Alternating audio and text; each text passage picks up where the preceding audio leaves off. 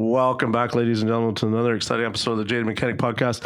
I sound a little bit different because I came home from Pennsylvania with some whoopie pies and some shoe fly pie and some kind of head congestion. So if I don't sound exactly like myself, this is not an imposter. This is still me. But I've just been fighting this cold since I came home from Tools. And we're just trying to shake it. So I have with me, I gotta say, a new friend, somebody I haven't had a chance to talk to, but he reached out to me and we were just talking about the Canadian landscape of auto repair. And Mr. Mike Pereira is lives about 2 hours away from me in the greater city of Toronto area, which I'm not a fan of Toronto. I lived there for a little bit. Greater's relative, yeah. So I'll get the first question right out of the way, Mike. Are you a Leafs fan or not? I'm not a hockey fan at all, believe it or not. Same. Yeah. Should put my hand Because up. of the Leafs. Because of the Leafs. So yeah. Every time I go to the States, people are like, oh, what do you think of the hockey? I'm like, are they still playing? Like, I don't follow. Like, I know it's Florida and the Oilers now. And of course, I'll cheer for the Oilers because I'll cheer for the Canadian team. But Of course, I couldn't tell you. Connor McDavid plays for the Edmonton. But I mean, I couldn't tell you. Like, people are like, well, Florida could repeat. They won last year? Like, I don't remember. Same thing. I had no clue who won last year. I know the series is 1-1 right now, but that's about all I know about it. So, yeah.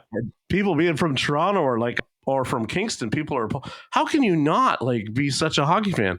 I didn't grow up playing it, man. Like, I had a twin brother, and, you know, it was expensive to put kids in hockey. It still is. And I never got around to playing it. It wasn't my thing. I learned to skate, but I never really picked up a stick and mastered it. So, you know, I'm more of a baseball and soccer guy. So, yeah, I like the fight. That's about the hockey. The fight's pretty awesome. They build up to that. You watch them start, sticking it to each other, and you know what's coming sooner or later. Yeah, it's pretty wild to watch. Yeah. So, do you cheer for the Jays? I do. Yeah. I usually just have them on in the background when we're doing tasks on the weekend or whatever, but you can't sit through a full game. Let's be honest, 3 hours or whatever a game is, it's tough. So we were just talking about that. It's brutal, eh? Like the rule changes they made in baseball to try and speed it up. Because who wants to give 4 hours to watching a game that's so slow? Like I think I could watch golf before I'd watch baseball. 100%. Yeah. That's a long time to commit. Yeah. I get to see more guys drive the ball. That's the way I look at it, right? Like it's just, all that kind of stuff. So Mike, kind of give us an introduction. You're in Etobicoke area, which is, Toronto area for those people. What, tell us about your business and your background and that kind of stuff.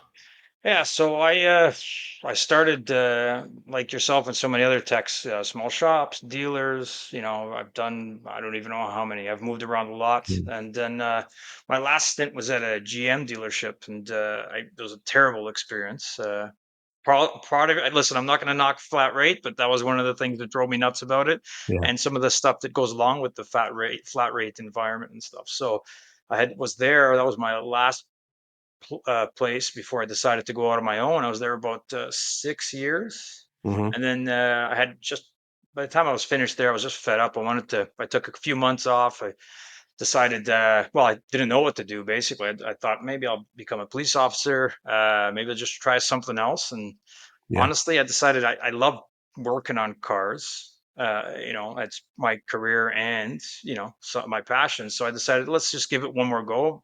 I'm going to try it on my own. If it works, great. If it doesn't, then I'm out and I'm doing something else. So here we are. That was back in 2009, something like that. So I've been on my own ever since. Well, not on my own, but in my own business ever since. Yeah. Right. Good for you, man. That's about the same time that I made the move to come back home here. And probably what I should have done is when I left the dealer in Ottawa, I should have come home and started on the same kind of path, setting up something for myself instead. Because like we were talking before, we hit record, bounced around so much in the last 2 years. It's crazy.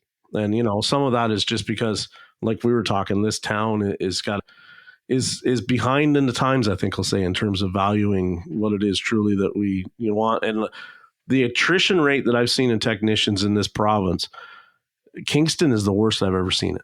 Really? Eh? Wow. It's so bad because like I keep talking about, we got Goodyear Tire Factory here, right? That makes all the tires for all the GM trucks that go out of Canada. So they've snapped up all of the local talent to go work in that factory on the machinery in the factory. You're not building the tire, you're Yeah. fixing the type machines that builds Assembly them. line stuff. Yeah. Yeah, so they sucked up a huge talent pool, and like I went and interviewed at a place, and literally like their top tech, who was like I don't even think he would have been 30, but their most highest level, longest experience there. That was it for him. He topped out at $35, and he was like, "I'm going to Goodyear," and that Yeah. was like, and I'm seeing this happen all the time, and I'm like, this industry is so backwards. Behind. But Yeah. what did 100%. you what did you hate about the dealer? The typical stuff, or Yeah, I think the typical stuff. I was listening to on the way back from Tools. I was listening to what last podcast was of yours? It was one. I can't remember the name of the guy, but flat rate came up a lot, and just the conversation about how things are done and all the the sneaky ins and outs and all the gray areas. And I mean, at my dealership, it was like that on a regular basis. And you'd have guys, you'd have your tiered guys. I was the youngest tech there. So, seniority plays a big role in, at least at that place, and the type of work that you got. So it was tough, right? Like you're coming up, that was, like I said, that's years ago now. You're learning the brand. I'd worked at a few other places before, but you're learning the ins and outs of the dealership and how it works. And yeah, it was a dogfight almost every day kind of thing, right? It yeah, was when I started there, I think there was about 12 guys in the shop, and the shop was literally socially divided between maybe 3 or 4 guys and then the rest of the guys. And yeah, these guys would walk by each other every morning, not say a word to each other. And it was just that you could feel the tension and that, like, that bad energy in that place. And at the beginning, I just shook it off, thinking, whatever, maybe it's a bad day or a bad week or whatever. But never, it really. I mean, it got better eventually with a bit of my own intervention with a couple of big heads there. right. But it was tough. It was not a great experience. I came from the thought that going to the dealer's got to be the best of the best. There can't be better than this, right? That's I right. mean, they got the nicest buildings, the most well lit. Some of them are air conditioned. Most That's tools. that's why I wanted to do it. And to be totally honest with you, they weren't any better. You know what I mean? Sometimes where they were worse. So Yeah, yeah, and it's so funny to me because as I've gone aged up, I've seen that culture you speak of, that the dealership. I've seen it in so many dealers and talked to so many other people that have witnessed the same thing. And what's crazy, Mike, is that it's almost like a constructed culture within the thing. You know how it's they almost hit like they one just another. read a handbook and they're like, "This is the way you got to be." Yeah, Like it's insane because I've worked at a couple of other dealers and it wasn't much different. Yeah, it is like yeah. And and you I don't wonder if it know. starts from the head down. Like, I mean, they used to have like town hall meetings and everything, and Yeah, you'd have the dealer principal there, and he's got the silver tongue, and everything's amazing, and you guys are the best, blah blah blah. But as soon as he's gone, or as soon as he's faced with tough questions, it yeah. all goes silent, right? And nothing ever gets done. And they don't want to upset the apple cart, but I mean the reality is like somebody was talking today about how this industry is not changing and never will. And I said, first of all, it already has changed because the Huge. shortage is totally. We're stuck where everybody's pointing their finger at each other, going, "I don't know who did it first and what do we do?" Like, and that's fine, but that's still change. It's still change. The fact that the shortage now, We're but like, talking about it. yeah, the same thing that you're talking about is like we would have the service manager, and once in a while you'd see the fixed ops guy, and he'd come in and oh, this is good and this is bad, and here's your pizza, and Yeah. and we would all sit around and I was a very open, funny, right? I'd be very open. Yeah. I was very outspoken about, we know what the problems are. They're sitting here at the table with us, right? And it's a situation of like, I'm fixing his comebacks over and over and over again. And we're continuing to give him work that is out of his scope because we have to why do we do that? And of course you'd get, well, it's not what's going on. Okay. It is. Here's examples of what it is going on. Why do you do it? Just cut the BS and let's just all know our role and work within it. But they didn't want to because they can't. Yeah. And that was what frustrated me, right? Was it's just like, just be transparent. Just To cut and dry. Exactly. Yeah. if you're going to treat him better because he's been here 20 years, just say that. Yeah, exactly. And Say I'm it. either going to deal with it or I'm going to move on. Exactly. Yeah. Yeah. Yeah, but that's rarely the case. It's usually a lot of mincing words, going around the real point of the story. And yeah, like we used to deal with that. We had a tower operator, and you'd see the work, get unfairly divvied out and everything. And the worst was there. They paired, so it was specialized there. So you'd have your general techs, you'd have your diag tech, you have your front end tech, and everything. And I was one of the general techs. The majority of them were general techs, obviously, Right. Yeah. but they stuck me and the guy beside me with general and trim. Oh, And the rest of the generals didn't get any of that. So you can imagine how fun that was working at a dealer, warranty water leaks, warranty trim noises. Meanwhile, guys, so, back then it was, I'm sure you're familiar with 3400 intake manifold oh yeah. gaskets and Yeah. head gaskets. We were, blasting those up 3 or 4 a day at some points in Yeah. times. But you'd get a back-to-back water leak or wind noise, and you're just watching one guy just pop an intake gasket, set off in record time, and then he's going to do a head gasket on a Montana, and that's his day, and you're stuck, for hours. We were talking. That was one thing about your last podcast. We're talking about trying to get straight time. Oh yeah, good luck with that. Good luck with that. A 0.2 even. You know what I mean? Like a 0.2, and they're like, wow, have you really spent that much? Is the time? Can we have look at your log to make sure you're on that for that much time? They'd always try to grease you for that much more than they'd give you. You know what I mean?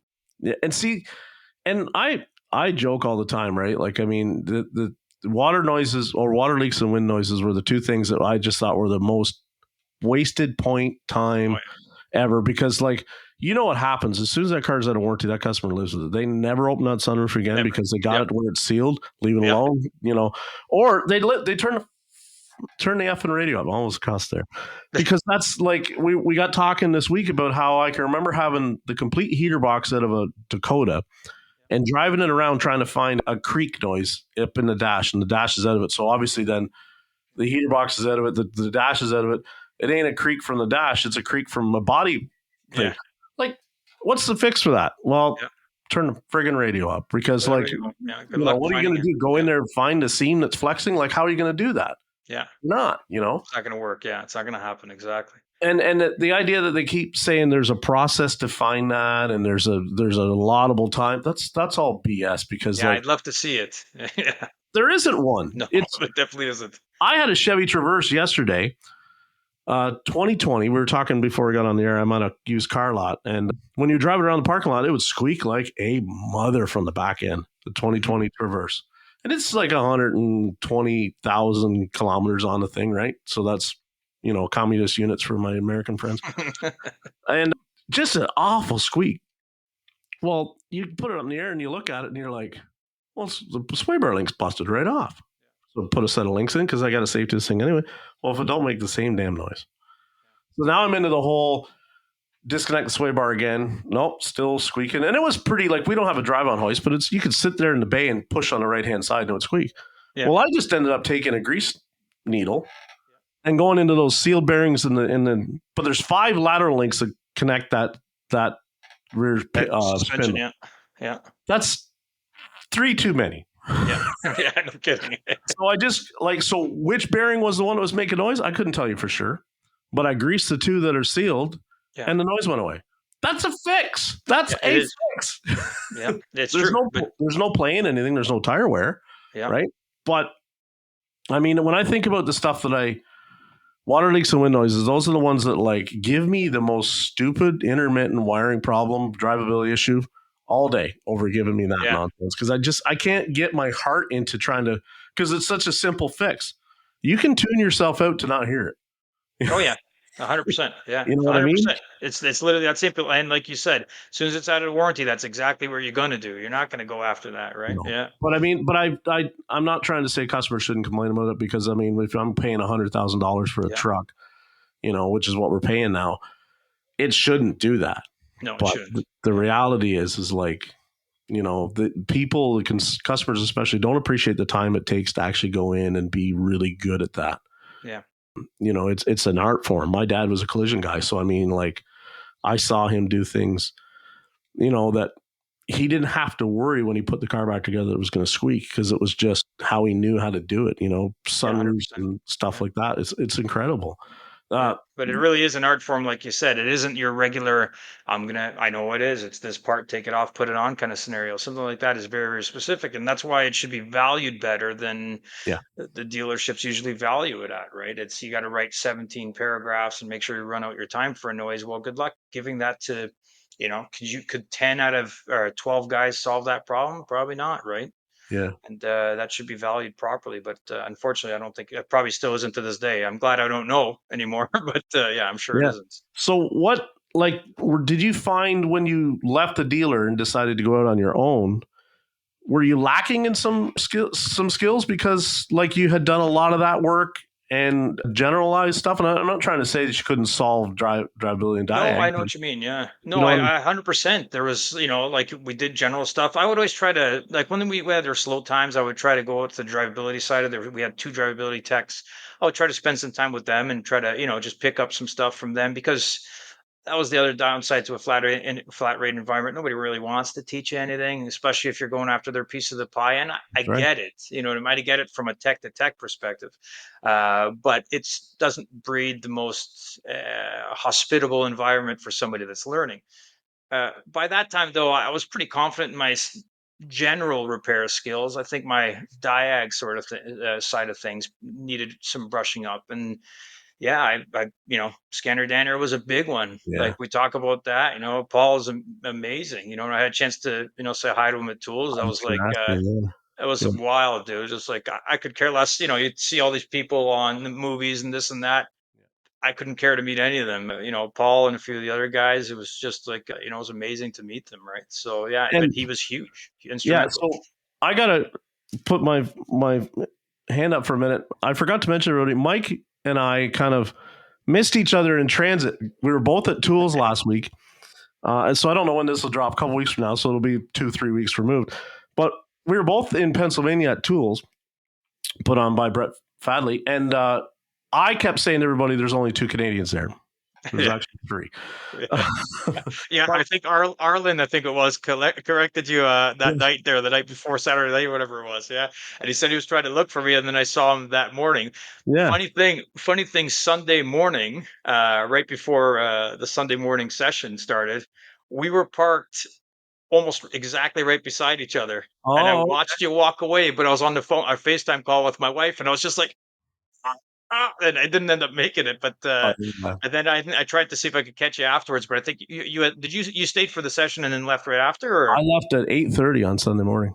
Oh, okay, so you left super early. Yeah, yeah, yeah. Because you had been I saw your Jeep. We parked literally. I saw you walk out of your Jeep, and I was like, "Oh, that was my chance." And if I tell my wife I got to go to talk to another dude, she's gonna lose her mind. So I had to stay. I had to stay on the phone with her. I think I might have made the right decision there. But Yeah. yeah, No, always please the wife first. yeah, It's yeah, I'll totally understand. yeah. But like it was so you drove down? I drove down, yeah, yeah. That's It was, I got a little lost, long story, but I got a little lost on the way down. So uh-huh. it took me about 8.5 hours by the time I was there. Yeah, I drove down. I took the Friday off. I got the one tech right now. It's just me and another tech. He stayed behind. We had a bunch of work to catch up on, so he stayed behind to do that. Good for And I him. left Friday morning for around 11. I got there about 7 o'clock at night. Yeah, Yeah, so yeah, you didn't do too bad. yeah. It You was a didn't- beautiful drive down. Oh, isn't it amazing? Yeah. I left Kingston Wednesday morning and like I was in Watertown within an hour, right? Watertown right across the border from me. And then I got gas and I got Stewart's coffee that everybody was telling me, got to get coffee at Stewart's because no Tim Hortons, get Stewart's coffee. Yeah. And so I start driving down and getting out of, New York was no big deal. You get it across the border and all of a sudden going down through Binghamton down 81 was I hit my first bit of traffic and they routed us through like parts of Syracuse. It was all under traffic and everything. I'm like, this is weird. But then once I get into PA, beautiful.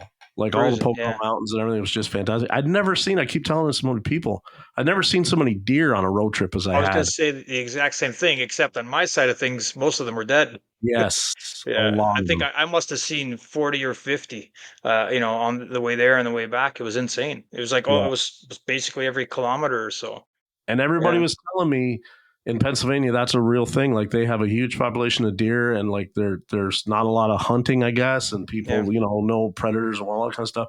And my mom's like, well, aren't they smaller? I'm like, well, all the ones I saw were small. They were all fawns and does. And I said, I don't know whether they can't get over the barrier, so they come down onto the highway and then they can't jump. I don't know what, Yeah. but it was sad to see, but Yeah. Well, there cycle was of a life. lot of them, that's for sure. Yeah. Yeah. But it was a beautiful drive. I picked up the rain in Watertown and had rain all the way coming down. So And I you made left when? Thursday or Friday or? Wednesday morning. Yeah, Wednesday yeah, morning there. yeah. So, and I got there going to 7, I guess, on Wednesday. And so it was like a little, yeah, seems about right. 7 o'clock, I think, is when I finally got to the thing, because I hit traffic coming into Pennsylvania and around like Lancaster and all that jazz. And I made 2 gas stops, got out of the Jeep, stretched. I made way better time coming back because I knew, okay, like I filled it up in Lancaster when I left on Sunday morning. Then I was sucking fumes when I hit Watertown, but I knew that's like, okay, I can do 583K on a tank, and it was 575 to get me back to Watertown. So I knew I was good. Yeah. But yeah, so I only stopped once to get out, stretch, and go. And way less traffic, obviously, on Sunday than a weekday. But Yeah, I made it down. I didn't run into any traffic there or back. It was pretty smooth sailing. I mean, I felt like I spent over 2 hours, 2.5 hours, maybe going through the mountains and the Susquehanna River there and everything. It was, you're going like a buck 40. I don't know what. I couldn't do the convert. I was so tired. I couldn't do the conversion. I'm like, whatever. If I get caught, I'll deal with it. But over it 70. was a beautiful drive. Yeah, it's nice.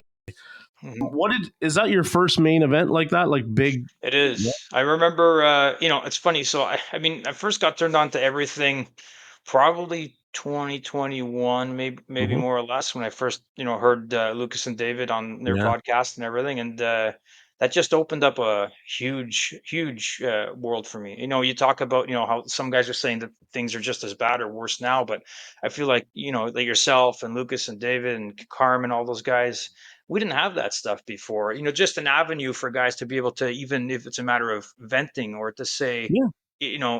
you're not alone, or I'm not alone, or hey, that problem that I dealt with isn't unique to me. You know what I mean? I've got brothers in this that have gone through the same stuff. I think just that alone is huge, Yeah. because yeah, I don't know how it is in Kingston in general, how the shops are, but in Toronto, there's shops everywhere, Yeah. obviously, but most, I would say, pretty much any guys that I speak with that are shop owners around here, they tend to hold their cards pretty close to the vest. And, a lot of guys haven't even heard of, you or Lucas or any of the guys in the groups and anything like that. And I just feel like they're just missing out on a huge, huge part of what makes this industry, better than it was, yesterday and the day before. And I think it has you guys to thank for it, in so many ways. It's Yeah. massive, dude. Like I'm telling you, for me, it's massive. Like, I don't know.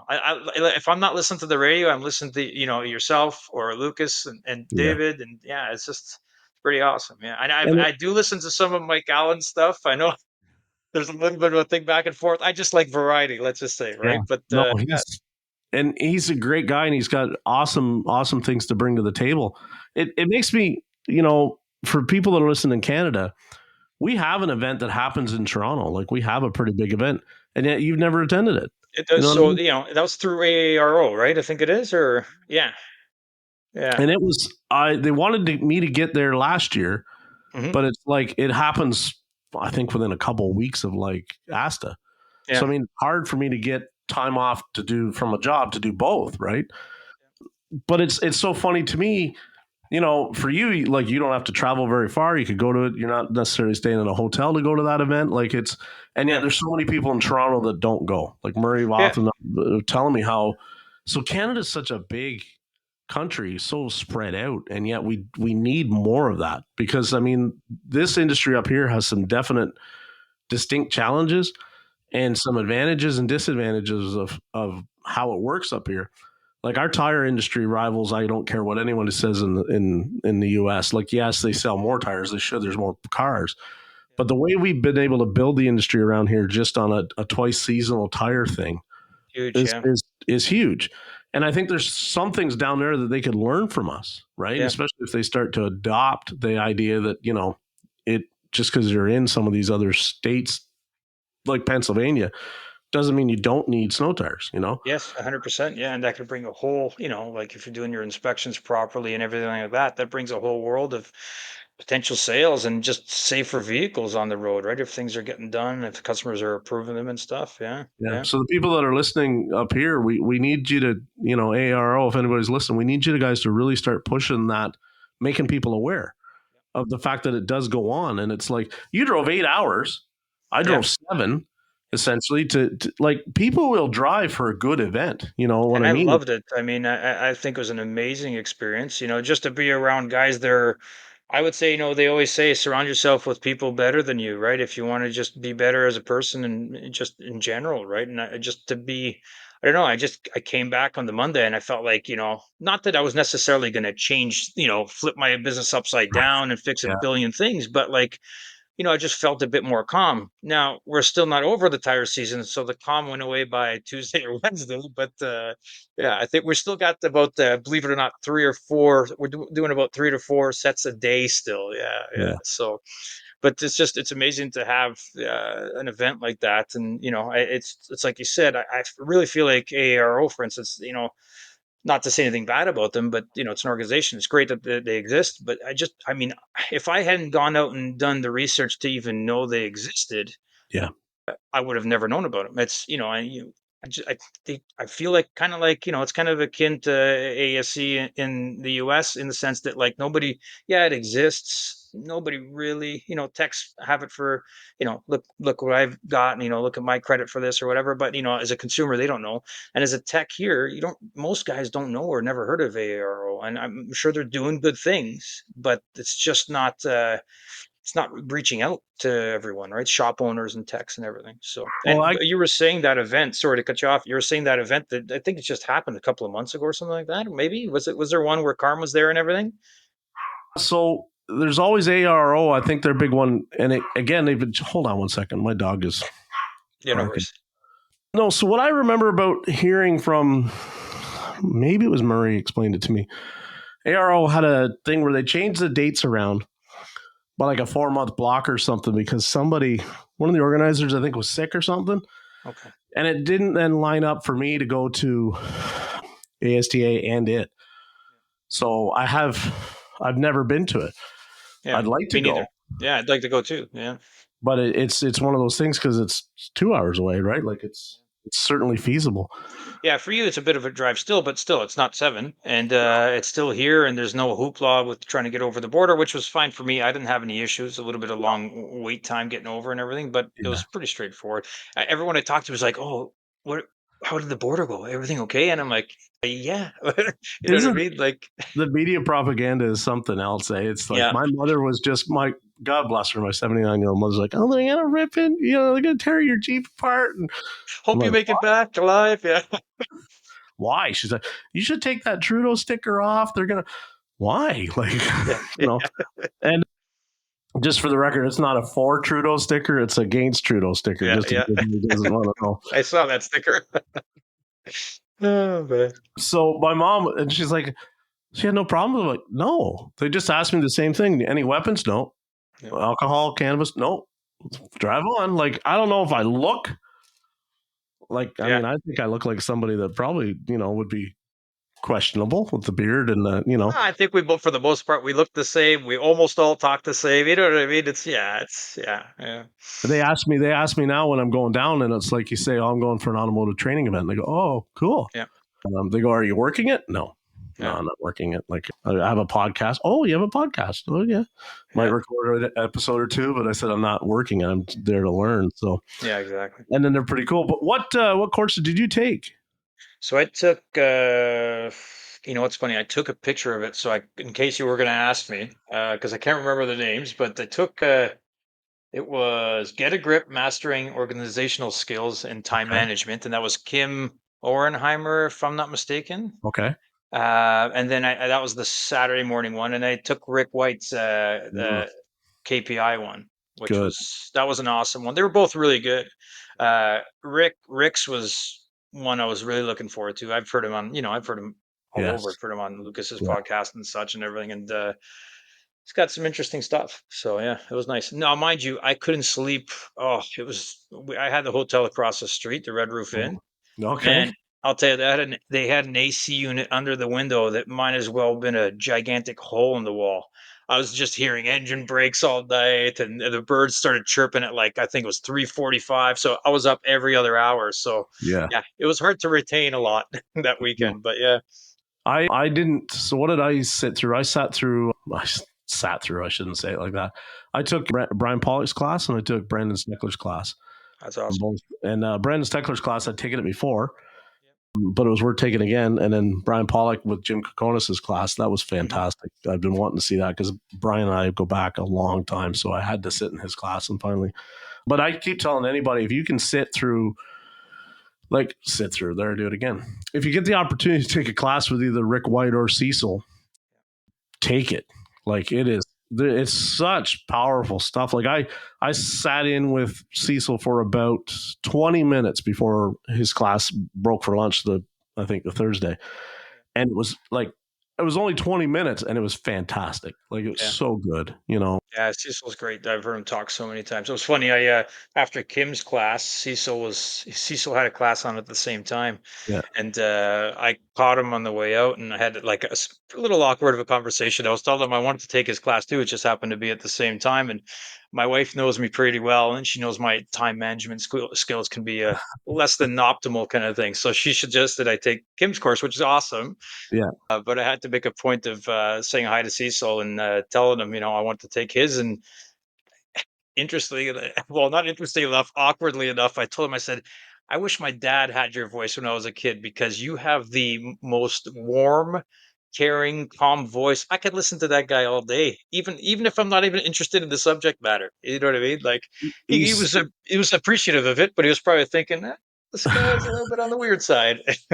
they're so him and Rick both are so refined and polished in their presentation that it's like when I think about, like I'm not necessarily discussing the same subject matter, but when I think about how well they deliver, I keep working towards that in this platform. And it's like, but Cecil, especially, like to sit there is just like, very calm, Yeah, commands the room, big presence in the room. Rick White, same thing, big presence in the room, commands the room. Like they're such professionals, right? That it's just 100%. Murray Voth too. Like if you ever get a chance to sit in with one of Murray's classes, they're fantastic as well. I haven't had a chance to sit in one of his classes, but I've got to talk to him quite a bit. Same thing, just Yeah. absolute standouts in the industry, right? And I joked with Murray. I've been reading Murray's stuff for 25 years. I used to read it in Canadian Technician magazine and SSGM magazine. Like it would get delivered to the shop. I was the only one reading it. Yeah. Yeah. So I can remember those names and I would read it. And so when I finally got to meet him, I'm like, this is so cool, because it's like, and they're not saying anything different really than they were saying 20 years ago. Yeah. In a nutshell, they're just saying value what you do and what you have to offer and charge for it. 100%. Yeah. But just like, why are we still dropping that ball so much, Mike? I don't know. I think a lot of guys are scared. You know what I mean? I think a lot of guys, I feel like one of the biggest problems is, and you can roll me up into that same kind of category is that, and we've heard it all before. A lot of shop owners are ex techs, right? And as a tech, you don't have that business mindset. They talked about, you want to be at a certain gross GP and stuff like that. I had no clue what that was. Going back to what I said, I've had the shop since 2010 or whatever it was, and I would say 80% of those years, I still had no clue what that was. And it took, getting involved with these groups to kind of get a better understanding of how things were on the business side. I remember having years where I thought, oh, I'm doing well, man. I'm making good money, blah, blah, blah. And you look back at those years and you really start breaking down the numbers because you never thought. I mean, yeah, the numbers might have looked good coming in, but you had no clue what was going out, and you were essentially or effectively working almost for free, and all that time. And as we get older, I'm 43, and I've got two kids and a beautiful wife. I love her, and the kids are amazing. But you start like I'm here 12 hours a day most of the Yeah, time, right? I was Just because gonna it's me say, and one other guy, and especially tire season, right? So you start like time starts meaning more than a lot of things, especially money, right? So, yeah, and you start realizing, yeah, all that time I spent, discounting, not even discounting, but not charging accordingly. And you think about how much different of a position you may have been in for, to be able to afford things for your family or whatnot if you had just found these things out earlier, which I'm glad I found them out. Period. Yeah. Like I said, like everything that you guys are doing, like all of you guys, yourself, Lucas, David, like it's just, it's funny because I don't like I know that you, Jeff, and David and Lucas, you guys know that you're making a change, and I think you do, but I don't think you know how much of a change it means to some people. And Yeah. like it's huge, and to some people it may not mean as much or whatever, but the fact they're even instilling any point of change in an industry that felt like, to me, even just 5 years ago, was really closed off from itself. Like everybody was in their own little room and the door was locked, and maybe you made a phone call to one guy back and forth, but you didn't want to divulge too much information. I feel like for me, I got a couple of shop buddies in the area, and I'm completely open with all my stuff. And you take with that information what you would like. And you have some guys that are like, oh, you charge that much, or you charge for this, I can't charge for that. And I mean, hey, listen, you just gotta open up your mind, you know what I mean? And realize there's a different way to do things, other than going back to what we said, discounting your labor and what you're worth and what your skills are worth. Like, we work all our lives to learn some of the stuff, and we're constantly learning. We talk about how we have to know electrical, plumbing, HVAC, mechanical, you name it, right? There is And no then we other give it trade away. where you got to know all that. And then we give it away. And we It give it away, and especially the Diag side of things. oh, Like, the most important, I would say, if you got 100 guys in the room, 100 techs in the room, even with 10 plus years, yeah. I'd be surprised if 20% of them could Diag some of the most I complex was problems. just gonna say 5 out of 100 Yeah. can get like, and I tell you, I only know of my circle, and again, and some of them in my circle I know really well, and then some I know okay.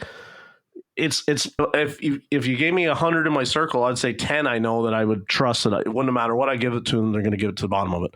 The other 90 would like not necessarily make a mistake, but they would be like, no, fam, I'm good. I don't want to touch it.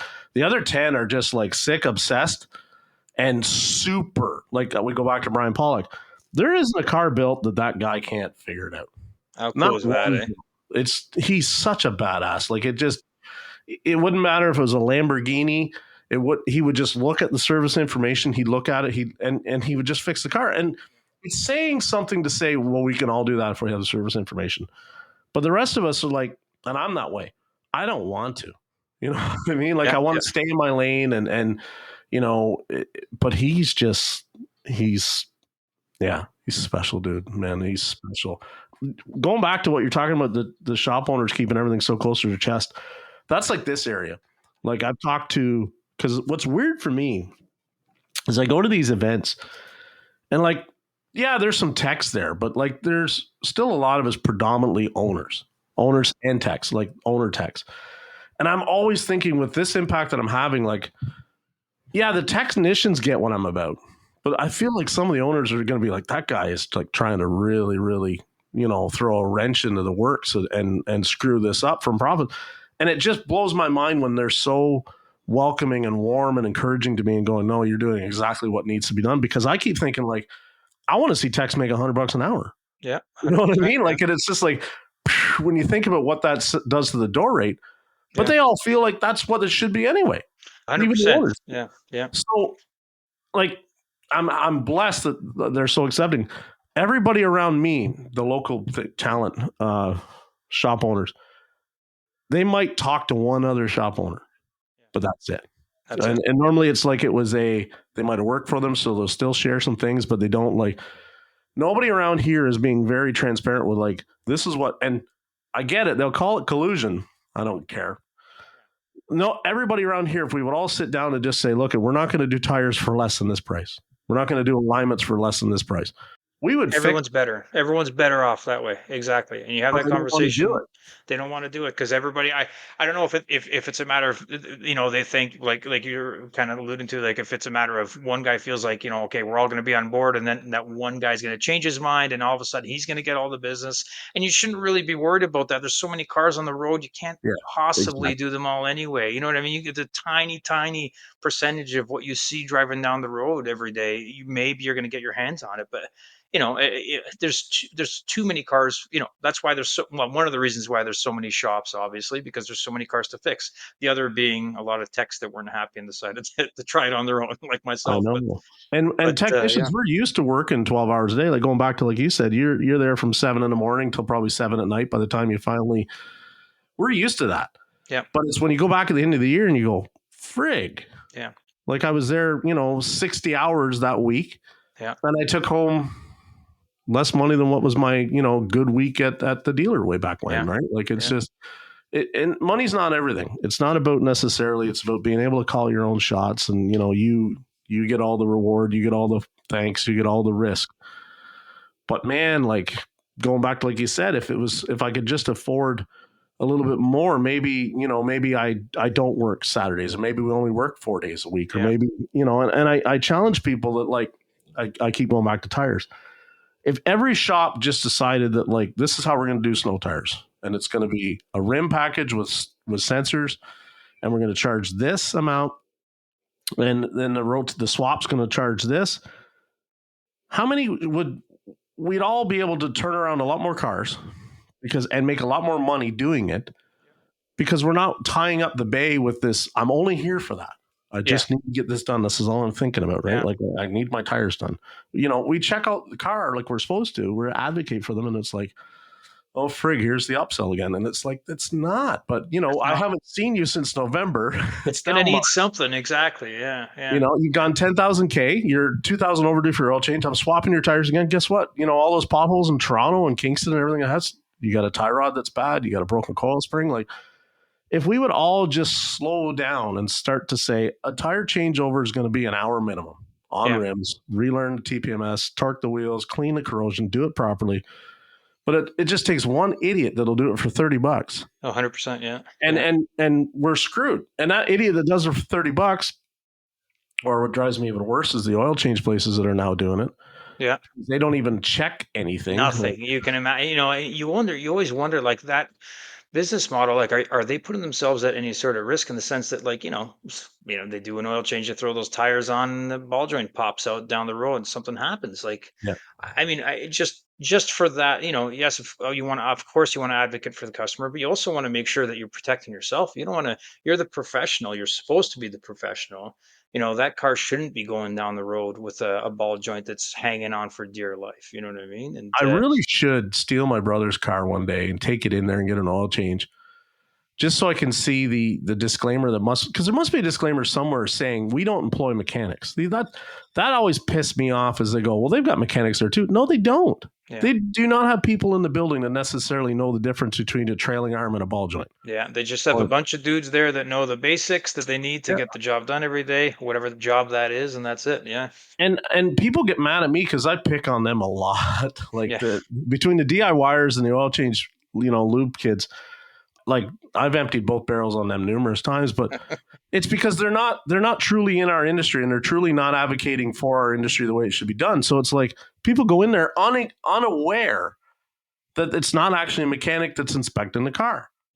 They just think it's a mechanic. It's a lower, Exactly. maybe It it's a looks lower like a level. shop. It looks Yeah. professional. Yeah, they've Sounds got like to a be able to tell me every single thing. They must be qualified. Yeah. Yeah. Yeah, they told me my air filter's dirty again. It's the Yeah. weirdest thing. Like I get a cabin filter every time I come in. Every It's time. nuts. Yeah. But and then my tire, like you said, my ball joint pops off, and I call them up, and they don't do ball joints. Who do I go see a ball joint now? Exactly. And Yeah. then you And go now into you don't have a rapport with any shop or a yeah, reputation. Now you're worried, oh, I'm going to take it to this guy. He's going to screw me over and this and that. And then it makes it difficult for the shop owner now. Well, not difficult, but it's a task to try to build that relationship. Like, we're really lucky here. Like the shop that I'm in now, I purchased it about a year and a half ago off the okay, previous cool. owner who I knew. And I went from a little one bay door with two hoists in tandem, one behind the other. Hmm. Uh, in a very popular area, but we basically, I was this shop was close enough to the old one about like I've got a 7 minute drive to work. Oh, nice. Super lucky. It's amazing.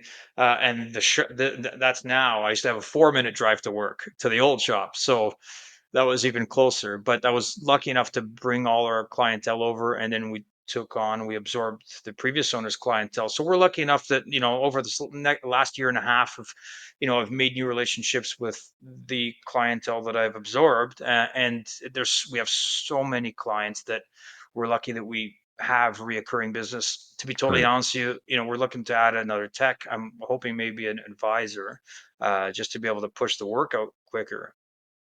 But it's nice to not. I'm not even really taking on new customers unless I'm very selective of who that person is. Those discovery conversations on the phone when they first call in, and those are so important. And is this customer going to be a drag down on the shop just because of the Yeah. vehicle they have or the way they are?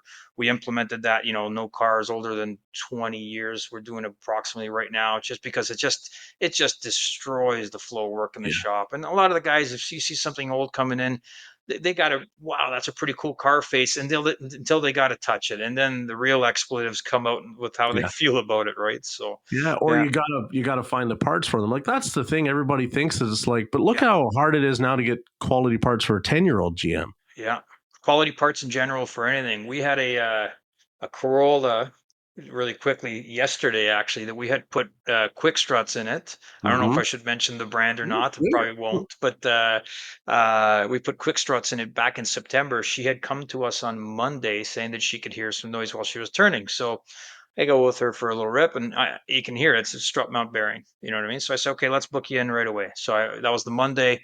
She came in on the Tuesday. We were inundated with work. She's like, hey, listen, I know you're really busy. She's a sweet lady. She's like, I'm going to come back on Friday if that's okay with you.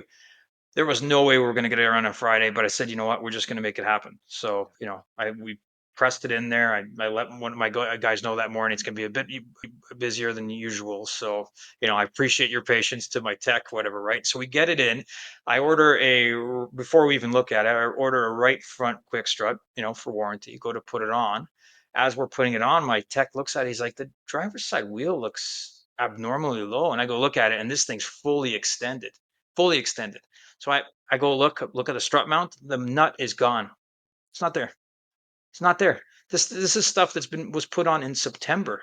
You know what I mean? And so I told her, I said, listen, it's going to take a little bit longer, but Yeah. we don't really have a choice here. And she was extremely understanding and thankful. But you know, I don't know how they can. I know this has been like you always hear about the guys in the Yeah. stateside talk about all the quality issues. I haven't really run into it. That much as recent, like more recently, yes, in the last, let's say, 6 months or so. But previous to that, I always thought, well, I must be lucky because it's not really happening that much to me. But lately we've been seeing stuff like this. Like, that could have been an accident waiting to happen. Oh, Like, she could have been in a boatload of trouble. And of course you call your supplier and he's like, oh yeah, I looked at the part number back to March and we had no warranties. And I'm just like, yeah. I don't care. I don't give a crap about whatever. This car has a wheel that, you know what I mean, with a spring that's ready to shoot out like a missile. That's what I care about. You know what I mean? Yeah. So Yeah. we touched on a good subject there because the strut thing. I'll kind of share. I have a local friend that I talk to. He runs a shop, and he used to be very proactive about like at around 160,000 kilometers. If the customer is still driving the car, he's going to recommend struts. It's like Monroe used to tell us the triangle of safety, right? And I'm going to let the cat out of the bag. It's that brand, Monroe Quick Strut. Yeah, it He is. said it's he's gotten so bad with not just Monroe, but the quality of everybody that sells a Quick Strut that he no longer offers it. Yeah. So like, and so if he has to put struts in the car, he very begrudgingly does it, and he orders all OE parts, builds Yeah. the strut, puts it back in the car. And I'm, after that, you know what I mean? I mean, I'm gonna be a little graceful and see if we got, if this is starting to become a trend. But if it is, I've already given it the same thought, and I've heard that before in some of the other podcasts, or maybe even your own, where some guys are just switching to the OE stuff, and like, listen, by the time you make a buck on it or whatever, yeah, it's gonna up the cost, obviously. But at the end of the day, do you want a safe, reliable vehicle? Like, we've put some struts in vehicles. Yeah, they're a little bit older, but you take it for a road test, you're like, maybe it's just me, but it just doesn't sound, exactly what you expect. There's just a tiny bit more thump or a tiny bit, and you wonder, like, are you really doing your customers a good service by putting in something that's potentially subpar, or you know what I mean? If it's an old beat up thing and it's got coils broken and struts are blowing out, it's still an upgrade, obviously, but you want to make sure you're giving your customers the best you can. You don't want to be giving them something worse than what they had on there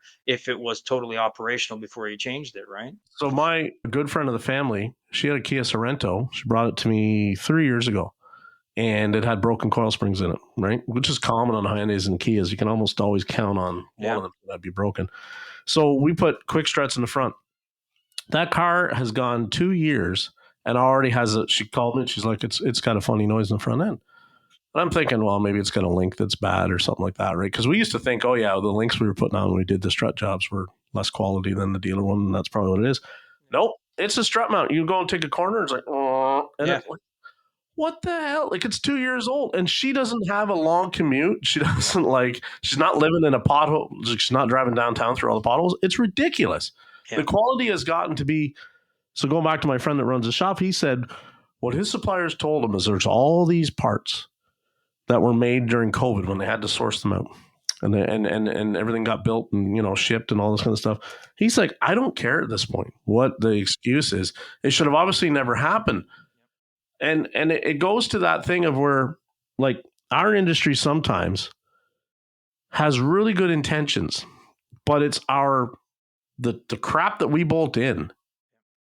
It's like they're living on a completely different acceptable amount of standards than what 100%. we hold ourselves, and that's not right. It's Like, not right at all. Yeah. you can talk about it from the engine management side, and you say, okay, don't use this brand for engine management Yeah. because it's going to come back, right? And we all joke about that. That's so what? The check engine light's on, the car's still driving safe. We're talking about like stuff that keeps the wheels pointed where it's supposed to go, Exactly. Yeah. and they It have doesn't get issues more with important than that in regards to safety and strut the nuts coming customer. off, Yeah. like Yeah. And these. we're the ones, we're lucky. I think, like I said, I'm lucky that I know most of my customers pretty well, and they're very understanding when something like that goes wrong. They're not going to point the finger at me. No, But yeah, it's just it's unbelievable. She was actually that one with the Corolla. She was nice enough to say, I put it outside. Like I said, that was back in September, and I just said, here's your keys. I'm sorry that you had to come back in here for this so soon because that's unbelievable. yeah, And she was like, "Do I owe you anything?" I'm like, "Absolutely not." I said, "There's."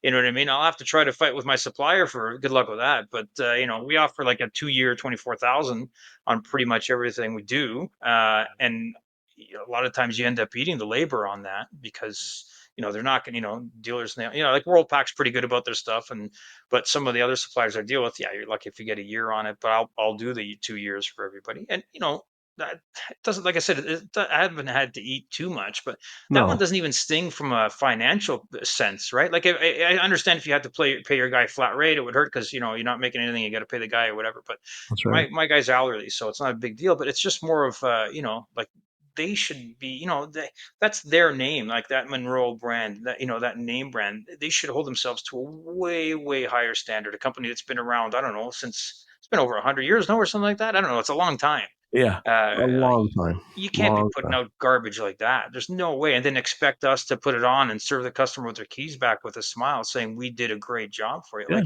it's got to be a billion times better than that, right? Yeah. Did you get a chance when you were at Tools? Did you get a chance to go through the expo?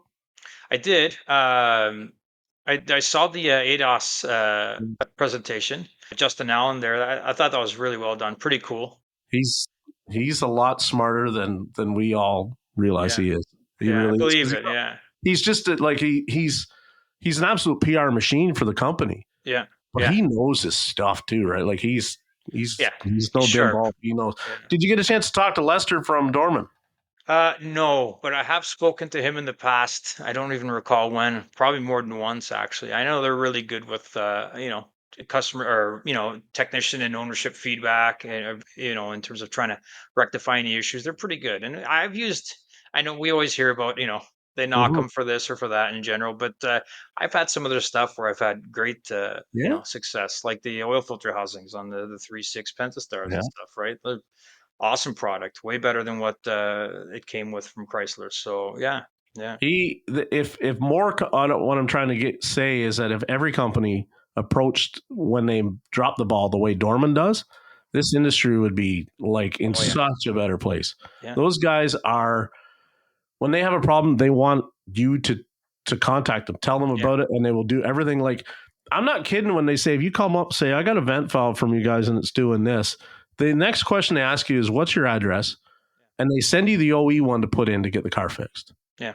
No questions asked, Oh, and right? that's the way it should be, right? And You they want want to, you to you know, report you're back. standing by your name, and you know you're going to have, a certain percentage of failures or stuff that's not done properly. But when you, when you don't do that, and you just put out a product, and then if it comes back bad, oh well, or you don't hear from anybody. That's just, it just sucks. It's just a terrible way to do business with everybody, right? Because they don't have to see that customer at face value. God forbid if something was to happen to them, right? They've got, uh, positions upon positions to hide behind, and so they never really have that heart to heart or one on one. I would say, So yeah, it's Dorman does it really well like that. I don't know of another company that does anything anywhere close to that well in terms of wanting to hear feedback and wanting to improve on products and stuff. Yeah, Yeah, Monroe really needs to step up their game, and I understand that there's other people making pre-made struts, and they're probably made in the same factory, and it's a yeah, different box and different paint and all that kind of yeah, stuff. It doesn't excuse it. It does not excuse it, and I mean, we have to get ahead of it. We used to joke that it was just like, you could buy different levels of tires, and that was just the running. Like, oh, you got 30,000 of them. That's all they're supposed to last you. yeah. It's pretty sad now when we can't even put a strut in and say in 50,000 kilometers we're gonna have to do that again. Like the OE Exactly. strut lasted 100. Yeah, You mean to easily. tell me Yeah, that they can't make a strut yeah. that'll Absolutely. last Like, it's 100,000 kilometers? ridiculous. Yeah, Yeah, especially considering there's supposed to be the OE for some yeah, manufacturers, right? You've got the capability, the quality, and the materials to do it. Let's yeah, do it, man. Even if you gotta, even if the product's gotta cost a few more bucks, make a good product. Just make yeah. it good. You know what I So, mean? Like, what's at your shop? Is there any brands, names, say nameplates that you don't take in? Do you don't touch or? well, we don't do any high end stuff. Okay, I'm a car guy, and I love everything on the well, not everything, but I love we do a lot of Euro stuff too. We okay, don't do like because I own a few European cars and everything, and I do love them. They're a pain in the butt sometimes. We all know that, but yeah, we don't shy away from too much. But I also have a good barometer on what I'm not comfortable with. If something right, comes through the door and I know I'm not going to be the right fit for this customer because I'm not going to do the best version of the job, either through not having the proper service information or just not knowing the car. yeah, I'll tell them, hey, listen, I don't think we're the right fit for you. You know what I mean? I'd love to work on it, but I'm gonna, this is probably not going to work out the way you or I want it to go, and we'll turn some away because, like again, we also have the luxury of not needing that. right, But I remember a day, a long time ago where I used to take on stuff that I probably shouldn't be touching for, different reasons, whether it's lack of knowledge. And I know that's how you grow and you learn. But I remember just because of I didn't have the work, and I wanted to look in those cars. So I'm glad for the most part that those days are behind me because that would make for stressful days, sometimes weeks, right?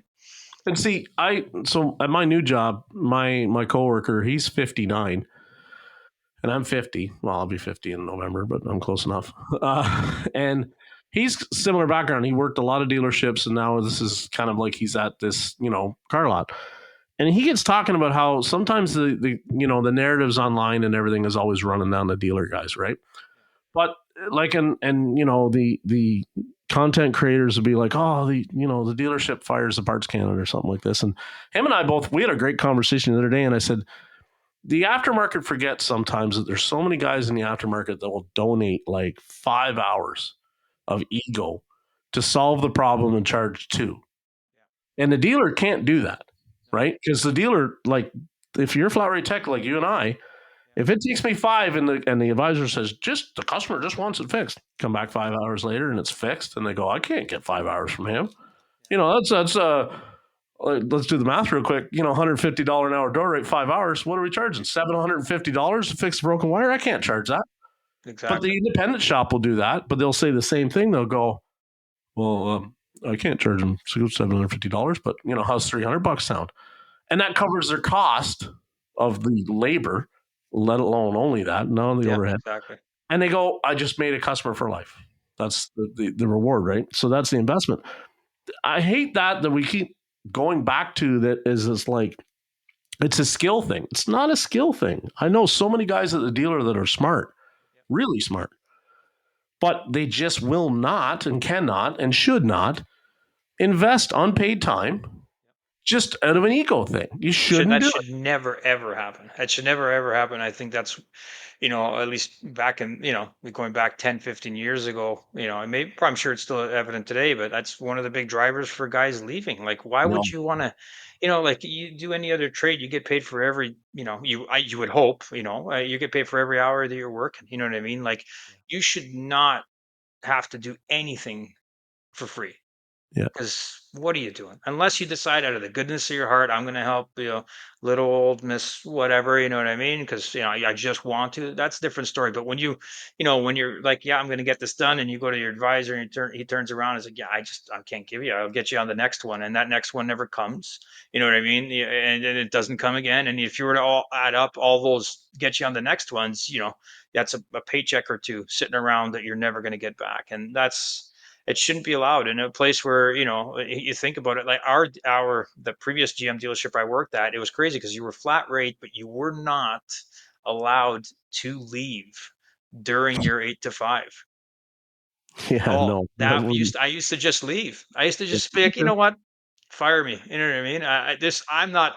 I remember that in the slow times, just before the tire season kicked off and everything, there would be days where you get in at 8, and that one guy, some guys would come in from out of town, and they'd be an hour and a half in, and their excuse for being there, everybody's supposed to start at 8. Their excuse for being there at 7:15 was because they want to beat the traffic. Yeah. Yeah, meanwhile they're into the gravy, and it's not even 8 o'clock yet, and you're sitting there sitting around for 3 hours or so, and you haven't gotten a job yet, right? Yeah. Like, oh yeah, Yeah. I just used bringing to. back some past traumas. I can remember sitting there lots of times. It started at 8. You were there at 1:45, 7:30 some mornings, right? By 11, I might have drank 3 cups of coffee. I'd been made 2 runs to Tim Hortons around the corner, and I hadn't got a job yet. When lunch came at 12, I didn't worry about running back to be there by 1 o'clock. Yeah, There's lots of days I strolled in at 2, and they would go, "Where were you?" yeah, I was on lunch. Oh, well, we had a waiter. Okay, where am I on? Because you've probably seen this too. They had a list. yes, yeah, And you would yeah, go, you're, the last guy that got a job, you're 12 down on the list. yeah. Well, you know that if there's only one car coming in, and you look at the schedule, and that was the thing. The advisors would tell you what's on the schedule for today. Nothing after 1 o'clock. Yeah. No schedule. Now, people could drop in, sure. Yeah, of course. Yeah. Whatever. But it still had to go to the next guy on the list, unless Exactly. it was a comeback or something like that. So, like, you're looking at this going, it's 12 noon. There's 12 guys ahead of me and nothing on the appointment. Why am I here for the rest of the I'm day? not getting anything. Yeah, exactly. Wash my car and go home, or just get the heck out of here. Yeah. Yeah. And it Yeah. was tough. They wouldn't let you go. They wouldn't let you go. And I had multiple conversations. We went through a changeover because we got bought out by a bigger group. Okay. And they had put an interim service Mm. manager in place, and great guy. He was an awesome guy, easy to talk to, the best one we had. And I'll never forget. I had it was one. This was probably about 3 weeks before that my last day, and I had a massive blowout. I just lost it. I started yelling at the tower operator, top of my lungs. I mean, f this, f that, just losing my shit. Sorry, and yeah, and the service manager came by. He's like, put his arm on my shoulder. He's like, Mike. He goes, are you okay? I said, I'm still irate. I'm yelling at him. I said, I'm okay, but you guys got to sort out your crap here, this and that. And it was all about job distribution. And, Yeah. you knew you were getting screwed over. Sometimes it was hard to prove, and the guy was nice enough to say, listen, he goes, I understand. He goes, something must have taken you, or there must have been a lot to take you to get to this point. I'd like to have a conversation with you on Monday to discuss some of these things. I've only been here for a few months, but I'd like to see if we can find a solution to this. And that was the first time I had ever heard anyone have like a positive reaction Yeah. to anything that was related to that, whether it was myself or some of the other guys, because a few of the other guys took issue with some things that happened. And we had set up a meeting for Monday morning. I come in, and I'm sure it was other reasons. I come in, he's not there anymore. Yeah. He was gone. And I'm sure there was other reasons other than that. Maybe there wasn't. I have never spoken to him since. And I thought to myself, these guys, they let this guy go, and this was probably their best shot at trying to get rid of the toxicity in this place and try to, just make things, cohesive and make things worth and work. And that was it. They got rid But of him instead of, yeah, all they see is money flying out the window. That's 100%. all they Yeah. see, right? Yeah. And good on them, because I've never had a manager that's really ever sat down and had that kind of conversation, maybe at the dealership level. What do you want to do to make it better? Yeah. They all said it, but I mean, I go back to, I had a friend that worked at a Nissan dealer, and he was the first time. I hadn't worked in a dealer yet, and he would tell me, yeah, he would get there half an hour early, and there was a stack of work orders on the tower desk. The dispatch tower wasn't there yet, and he would grab the first 3 good ones. Yeah. And he was a front end alignment tech, and he'd have his day sold by noon. He'd have 8 hours sold by 11 o'clock. Pre-sold work done. And I'm like, you do that? He's like, yeah. Like, F them guys. If they don't want to, if they don't want the hustle, I'm thinking, it's not a hustle yet. Like, it's, Yeah. Haven't even started. Yeah. yeah, you're cherry picking. And, we had guys that would show up habitually like 20 minutes, 30 minutes late every day because they'd missed that waiter rush. And that used to drive me crazy too, right? Because it's like, everybody, it seemed, at 8 in the morning, the first thing you flagged was a waiter oil change. First thing. Even when we had a quick lube bay out front, you still flagged to a waiter oil change because it had a set of tires to go on at the same time or some bullshit like that. So these guys would stroll in at 8:30, and there's the first clunk noise and brake noise on a caravan or something. Yeah. Well, that's a good ticket. That's a good ticket. Now you're good. Yeah. So I just was like, but they would allow it because 2 of them were really strong techs with drivability and Diag, so they weren't going to piss them off, because it's like, who's going to fix the shit that they, if we. But I never took liberties like that. Like, if I was going to take liberties, it wasn't like, I'm not going to start and I'm not going to work late. But if there's no work, I'm not coming back at exactly 1 hour, for lunch. Like, we would take a 90-minute break. Like, if there was work, we didn't take lunch. Yeah, you just work right through it. Just get it done. Yeah, stuff a sandwich in your mouth with a wrench in the other hand. Yeah, exactly. Yeah. But I mean, but the days when they couldn't provide us with work, no, I don't know exactly 1 hour. And regardless of what anybody says, now when you're flat rate, when you're hourly, that's a different thing. They can when they're hourly, to me, they can make me do just about whatever they want, because they're valuing me to pay me to be there. Yeah. But the flat rate thing is like, no, I'm a contracted employee for you. If there's no work, I'm not getting paid.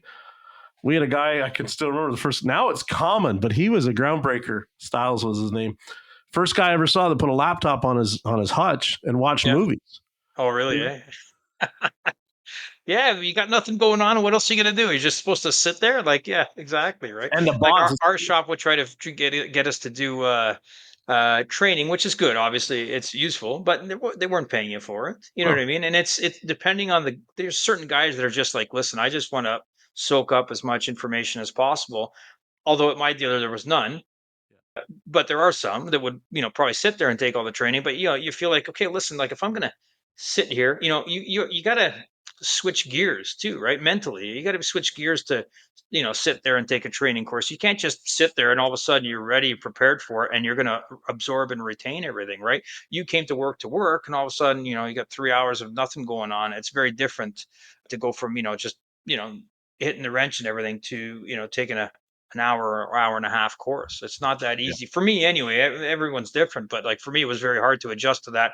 Okay, go take an hour's class, but again, it wasn't paid for. No. You know what I mean? As a tech, you should be paid for that time. Just like you got some of the guys that bring their techs over to tools and everything else. I think it's amazing, right? The only reason I didn't bring my guy is he couldn't make it. He had an event over the weekend, and he didn't want to be away for that time. But stuff like that. I always felt like flat rate for me.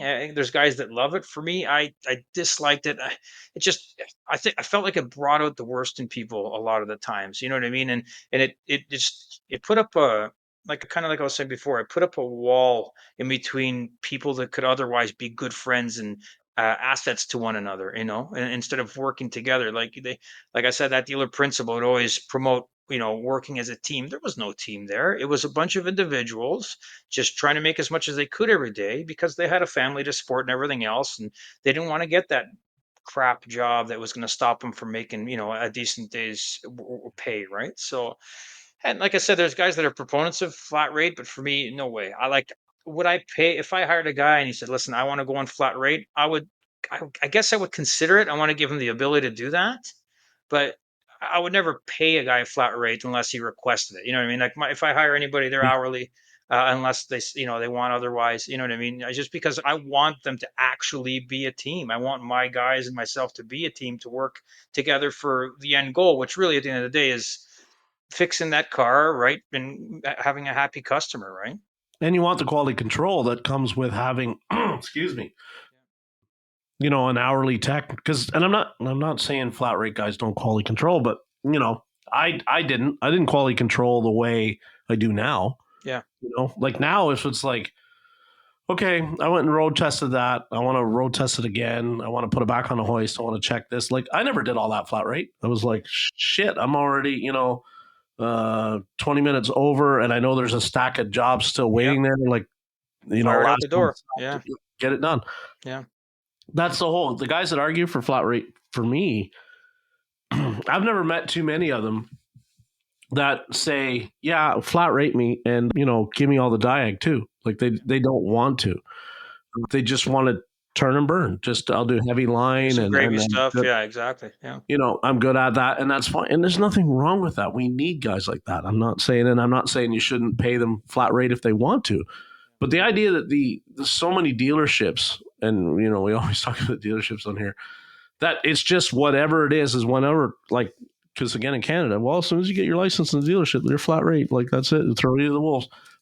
That's what's they sit there and they say, I can't, my friend Joshua Taylor's like, well, we have a really hard time, some of the dealerships hiring people. Yeah.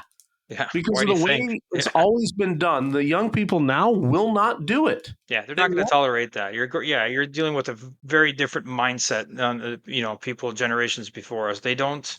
Yeah, there might be a sense of entitlement generally across the board. I feel it. I'm sure you feel it with some of the people you talk to, but is some of it wrong? Maybe not. You know what I mean? Like maybe we put up with more than we should have when we were their age, and for whatever reason, they're not, and they're not necessarily wrong. Like you shouldn't be putting up with some of the stuff we dealt with. I remember in my early years doing co-op placements in high school where, you didn't touch a car. You didn't learn anything about cars. I understand it from a business owner standpoint. Like you don't want this guy to, destroy this vehicle, but like take the guy aside, set up a laptop somewhere, say, hey, listen, I'd like you to do this training. You know what I mean? Like even safety stuff, your basics, none of that happened. Right. No. So yeah. And now I think people just don't stand for that the way it was before, and rightfully so, like I said. And I think, we all had to serve a time where it was like eventually we saw the good come around. But we had to pay our dues. It's not that these kids don't want to pay their dues, but they've realized that like what's good coming around isn't all that good compared to what they could do in a different line of work. And that's why they're just not picking this. It's like our good months and our good months and our bad months are our bad months. They don't want that. It's too hard to get approval for renting a place or a mortgage or whatever. If you go up and down, my pay was this last year, like I earned this, but it was, they look at you and go, holy crap, you had like 3 months there where, you was like equivalent to minimum wage. Yeah, that's January and February up here, right? Yeah. Like, yeah. And then go, oh, okay. And then they look at you like you're a risk. And I keep saying like at the dealer level, it takes one management change and the wheels come off. 100%. And it's like, whether it's a parts person goes and then the parts people start, they get all fired and then they don't know how to find your parts in the system, or they make a sales manager change or a service manager change, and all of a sudden, like I've seen sales managers decide they're not even going to safety the cars at the dealership that they work for. Oh, really? I've not seen that, but I believe it though. Yeah. They're just ripping us off. They're charging us too much. I'm going down the street and I'm thinking, first of all, like you're an a-hole. Yeah. That should be conflict of interest. Like what's your relationship with that guy down the road that has the shop that you're sending all the used cars, or what's your kickback on it? Because we know you're getting one. You're getting something. Exactly. You wouldn't just do it for the sake of your benefit of your Yep. department that all of a sudden you're finding this cheaper labor. Yep. And the second thing is like, how do you expect anybody to stand behind that car when you sell it on your lot if we didn't work on it? I'm not. I would be the first to walk out to the customer and go, I understand that you bought it from us, but I don't know a damn thing about it and we didn't even work on it. Like, you know how fast that person would have a coronary in the parking lot if we told them that, if we were truthful. Like, the stuff that they've tried to pull on us that we just throw the key away and don't say anything. I can't even, the stuff that I've thought of, I've gone through and forgotten until something triggers and it comes back is just like, going to the safeties thing, like the drive on stuff. Yeah. Everybody's up in arms in Ontario about, like, that's been, you see it too, obviously, for the people that are just listening. Part of this new safety thing that Mike and I do up in Ontario is we put essentially a scan tool into the dongle for the OBD. And all it's asking for right now is just for us to start and run, and it's grabbing some information and looking at the status monitors and all that kind of stuff. But it has nothing to do with safety yet. But Mike, I think they're doing that because I think they're going to bring emissions testing back. Yeah. Yeah. It seems pretty obvious. Yeah. Yeah. Yeah. Which I'm not against. I was following a Equinox on a test drive yesterday, and a young lady and driving it, and I'm not trying to stereotype. And like, that was the most blue smoke I'd seen coming out of a car in like 10 years was this Equinox, right? And not surprised. Yeah. And I'm thinking, well, I know what's wrong with that. Like, surprised it's still running more than anything, right? Those 2.4s, they messed them up. Oh, they were junk. Just, my mom has one, and thank God it's been good. But I told her as soon as there's a problem with it, it's time to get rid of it. See it. Yeah. Yeah. They're disposable. I like the new thing for the people that we've talked about a little bit. When we do a safety check now in Ontario, everything is done with a tablet and photos. And it's frustrating because it is a lot more work than what Mike and I were used to doing, where you just had to kind of check off that, yep, the tires had X amount for tread and pressure. And now they want pictures of you with your tread depth gauge on the tread of the tire, showing the measurement and the reading. And yeah, guys are still faking it, obviously, because, like, unless you shoot a video and walk around the car and do it, you can take the same picture of the same tire 4 times. Like, you have to take 4 individual pictures, but you can't upload the same picture more than once. But they don't know that it might have 3 good tires and 1 crap, right? And you don't want to fail the car. But I think for the most part, people are seeming to follow the rules, because I think we've all seen that there's enough going on now that, like, we have to do something about it. Hey, Mike? There has to be some changes. Yeah. Oh, 100%. I think it's great too. We've got a couple of co-op students from a local high school with us now, and I usually not employ, but take them with me, and we can do the safety around the car, and they get a chance to, take actual measurements. I mean, how often do you have, kids or techs learning and they've never busted out a measuring device for anything? So, just a digital tread depth gauge or measuring those rotors and such. Yeah. I think that brings a more technical element to what they're doing, and it helps them to understand, I've never seen somebody take out a dial indicator to measure a thickness variation on a rotor. Should you be? You're going to do, if it's got a front pulsation, you're going to do front brakes regardless. But in theory, it would be nice to be more finite and precise and say, hey, listen, your right front rotor, it's got a thickness a deviation of 20 thou or whatever it is. That's why we're recommending, front brakes, and I think it's just going that route. Maybe you don't have to do it all the time, but I think it makes technicians think with a more scientific mind, a more precise mind, instead of just, it's my steering wheel shaking, needs front brakes, stuff like that. Right. Yeah. And it teaches us the going back to, like, I really nerd out on Sherwood from Royalty Auto Service on YouTube, because he showed how it's like, the stack tolerances of, like, if you leave the rust on the hub and you put the rotor on, like, you just introduce something and you'll get, and we've all seen it. Guys have multiple sets of rotors on, and it's like, why? Well, because the hub's dirty. Why is the hub dirty? Because somebody didn't bother to clean it. Why didn't bother to clean it? You went to the cheapest guy. That's why. Yeah, exactly. You just slap them on and see you later. Yeah. And we all know why it happens, but I mean, it's tough when you get that customer in and it's like, it's got brand new parts on, but it pulsates. Like, well, it's either the quality of part you put on or the execution of the job. And that's always, I hate having that conversation with people, because either way, it's like you're pointing blame. And really, who you want to blame is the person who didn't do the job properly. Exactly. Yeah. But at the ultimate, at the end of the day, the customer, took it to who they took it to on faith, and that's who's really at fault though? Yeah, I mean, it's yeah, like I guess it's all situational based, but yeah. your dad put your brake rotors on, and your dad, used to do brakes on an old Mustang, it had a hub and rotor, pulsation wasn't a thing. And now, he didn't know or didn't have a grinder, didn't know to clean it off, just put them on and thought you're good. And now the car shakes. Like it didn't shake before with your old rotors. It just ground. Like it was just noisy. Why does it do that? And we have these conversations and people are like, you're losing me here, Jeff. Like where, because it's all the way we're trying to explain it. So Yeah. I wish that I like the fact that the pictures that we take, the customer can see the inspection. They can see the pictures of the car. I like that because it means that, there's a little bit more transparency going on than people that just, because, man, I've seen some shop owners safety some stuff that like I wasn't going to sign my name on. 100%. They're like, yeah. well, according to the book, and I'm like, I don't get me started on the book. Like the book always says, and then when you go to court, they throw the book away and they go, who allowed that to go out like that? Oh, I did. Okay, sign here. We're taking your license. You're unemployable. I remember I being a teenager and needing a safety for, I don't know what it was. I think I was probably 17 or something. And my dad's like, yeah, I know a guy. Just, do you have $100 on you? He's like, just give me your ownership.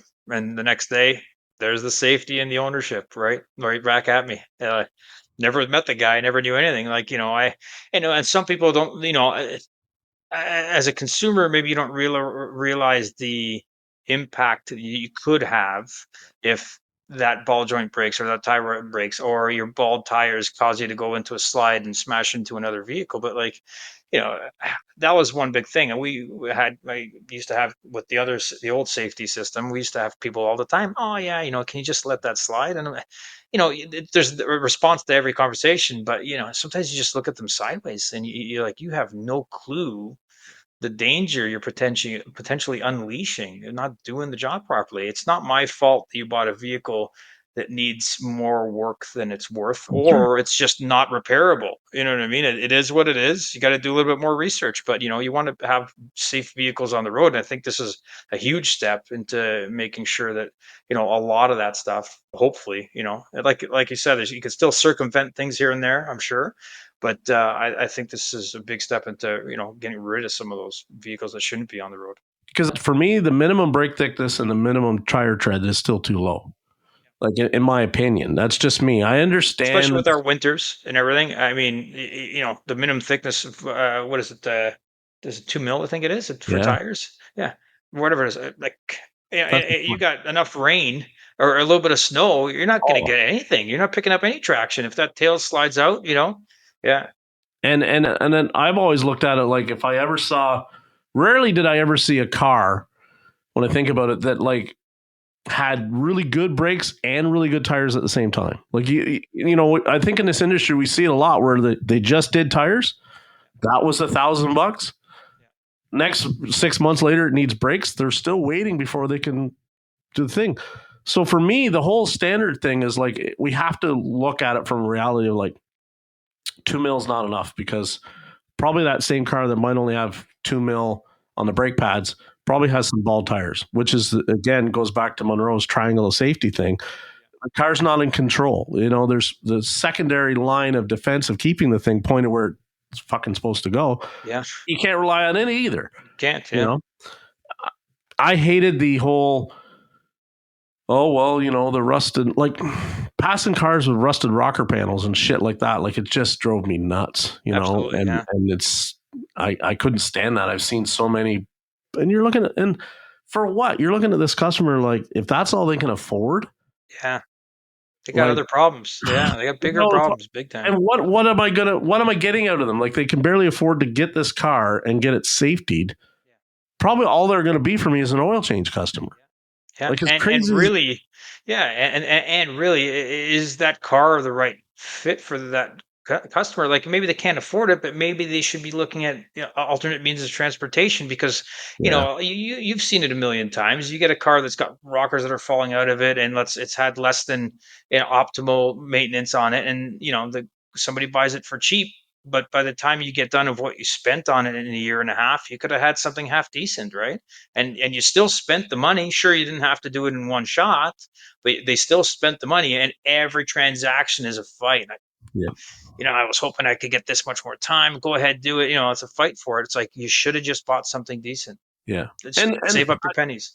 that's, I understand. And it's like people go, well, I didn't have the money. Yeah. Well, I get it. But like when I think of how many times like a $200 inspection would have, before pre-purchase inspection, would have saved them. Yeah. I can think of the last job I was at. Sorry, the second last job a year ago. We had a guy and he brought us 3 cars that all he bought with no pre-inspection. And it was like, oh, they told me it only needed a steering pump. No, it needed the rack, not the pump. Like, and guess what? We can't put the rack in because the subframe's rotten. Well, you never told me that. Well, why are you going on what that person is trusting? Why? There's a reason they're not driving it. There's a 100%. reason. Yeah. There's a reason that they didn't trade it. There's a reason that it's been parked for 6 months while she drove something new and she wasn't going to put any more money. There's all reasons. To just take them on their word and not say, I'm going to go over to Mike's shop or Jeff's shop and pay Mike or Jeff $150 and rack this car real quick and look at it. I haven't seen too many things that people bring me that I don't find something wrong that they didn't know about. Always. I don't There's fail always something. immediately. Yeah. But there's Even always if it's something as simple as, wiper blades, whatever, scratches on the car you didn't yeah, see, whatever it might be, there is literally almost always, I would say 90% of the time, you're going to find something, right? yeah. So Exhaust it's, is starting to get punky, or like all stuff that's a big expense. It's one thing to go, oh, it's got shiny tires on it. Yep, okay, cool. Then you get underneath and you're like, well, that catalytic's starting to, look pretty holy. That's $1,000 kiss, and we can just go on. It's not, or people buy it and then they bring it in. It's like the AC doesn't work. Yeah. Well, they just saved it. That's got nothing to do with safety, mister. Like, does it clear the windshield? Yes, that's good as it gets, right? Good Like, enough. Yeah. and that was the reason it was for sale in the first place. Tranny didn't shift right or AC didn't work. It's nothing to do with unsafe sometimes. That was why it was for sale. We joke, the salesman at the new job. Well, that's why I was at the auction, because that's where they bring them home from. It's the same thing. It's Same not thing. just the auction. It's when you went and found Mrs. Smith's car at the end of the driveway with the for sale sign. That's why Mrs. Smith wasn't driving. There was something seriously wrong with it. People just don't get tired of driving something other than the elite rich and go, oh, I just want something new.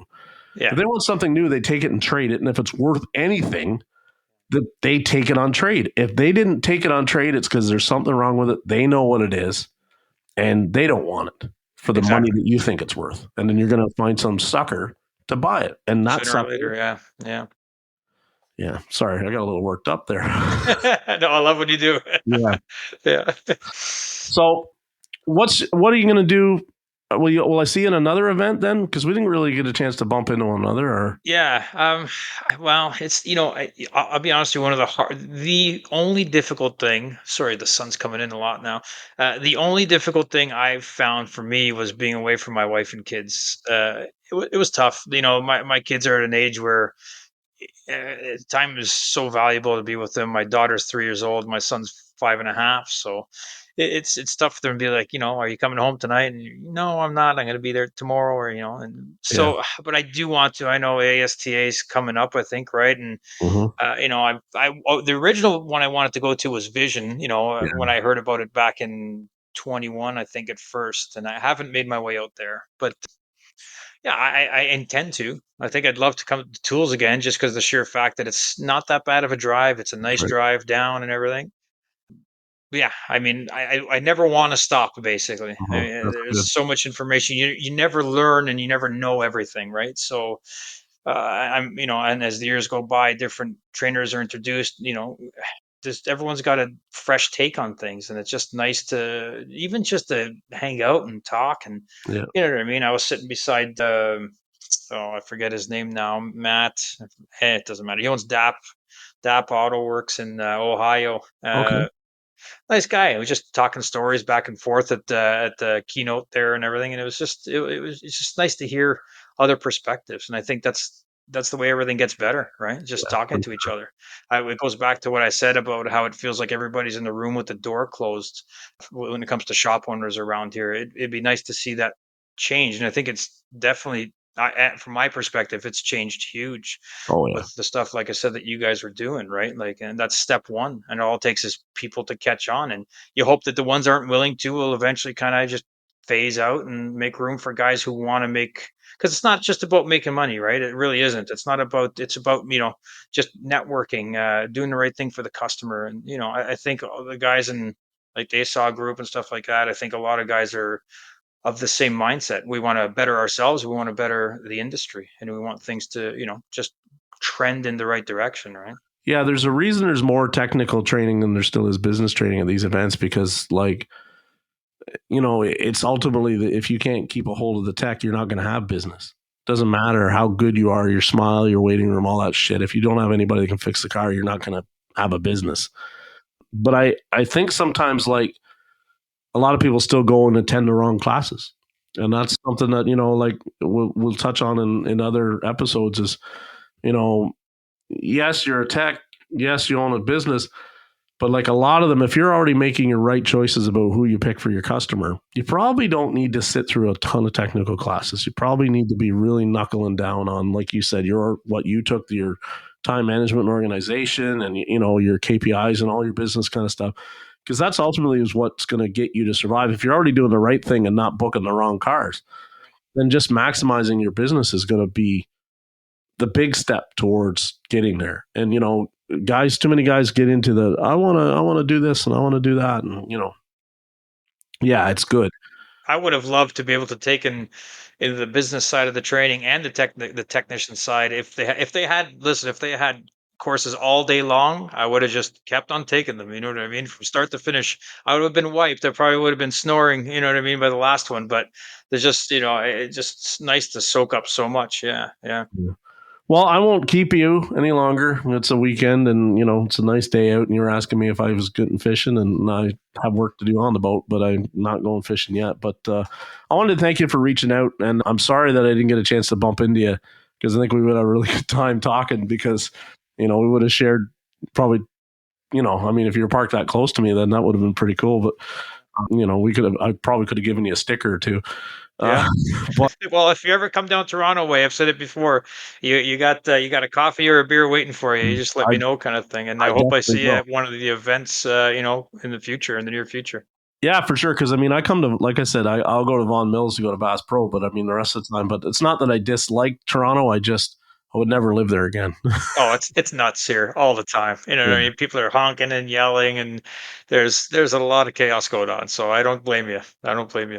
But I thank you for coming on, and we'll catch up again on another day because this has been fun and I enjoy this. We need a lot more Appreciate it, community Jeff. content. So And I appreciate everything you're doing for the industry, man. thank you, man. It means a lot coming from everybody. It's a heavy weight to carry some days, but I definitely, when people say it's never going to change, I'll show you it's definitely changing for the sure. And we're in a weird spot right now, but it's already changing. I see it every day in the conversations and I see it in the attitudes. And I mean, and that's just it. Somebody had to start it. And, I don't take sole, blame or credit for it. But I mean, a handful of us should just decide a long time ago, we're going to keep talking about it until people shut us Till it out or it sticks. changes. And, it's changing. So good on us. So thanks, everybody. Mike, have Pleasure. a great weekend. We'll talk to you. You too, Thanks, Jeff. everyone. Bye.